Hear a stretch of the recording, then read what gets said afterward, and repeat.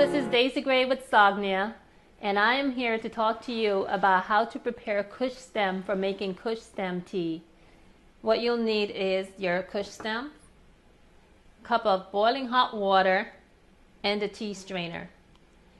And since this Kush stem is already prepared, which you can purchase locally, we'll take about a teaspoon of it and add it to our tea strainer. Go ahead and secure that.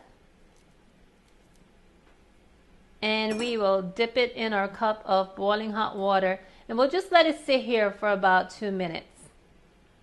Once you're completely satisfied with the temperature, with the consistency, remove your tea strainer, sweeten as desired, and enjoy. Thank you for watching. This is Daisy Gray with Sognia.